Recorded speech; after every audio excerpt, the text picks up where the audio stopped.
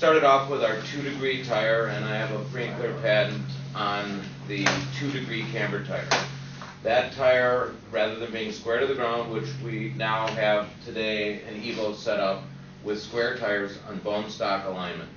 We have another Evo with the 2-degree tires put on. We added 2 more degrees to the stock camber setting, so we didn't try and optimize any alignments, just add what the tire gives to it. And we got rid of the toe front and rear. You don't need the toe in, and so you can reduce scrub, and it's got great turn in when you come into turns. So that's our 2-degree tire, which has that one technology. Now this tire is our 3-degree, and we also have a 4-degree tire. The 3-degree tires on the Hyundai Genesis Coupe is a V6 manual, and it's got coilovers and stuff, but it's set up for drift.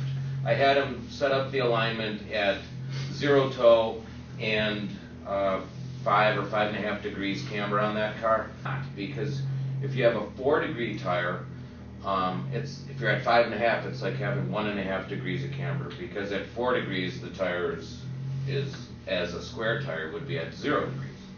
And on the 4-degree car equipped today, it's a Nissan Silvia, which is also, it's a 2,400 pound car. It's got a cage, and we brought it here to test our highest performance DOT track tire. Now, some of the other things that we recognized immediately when we started driving on the tire is, wow, the ride quality. I mean, it's crazy good ride quality, but you have a lot less tire rollover. This is when you've got a 90-degree tire, a normal tire. The moment you load it, it goes into what I call an uncontrolled obtuse open angle.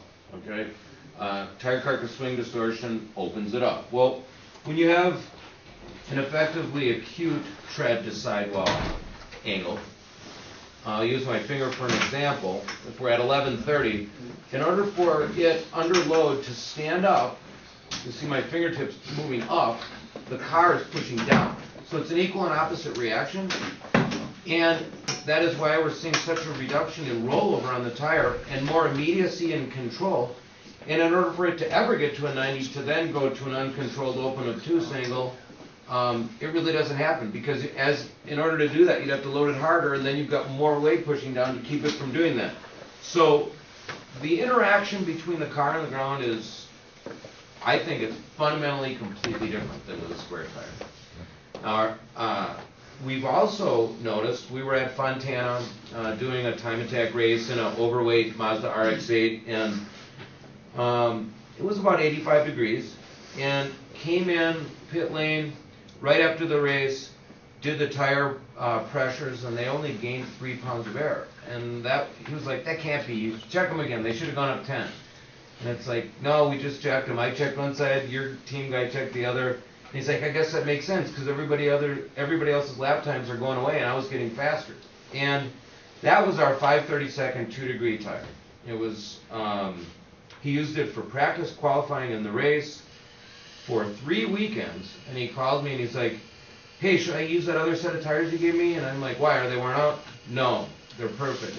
Are they unevenly worn? No, the graining is flawless. Okay, so are they getting hard and slippery? No, they're fine. And I'm like, well, why would you change them? And he's like, because I've never heard of a tire lasting like this. This is a competition R6 compound tire. Why? And they run cooler, and the graining, you get straight grain rather than angled graining into the rubber. Because we went out with that 2-degree tire, and with our harder compound, we beat the Dunlop Dureza Star Spec.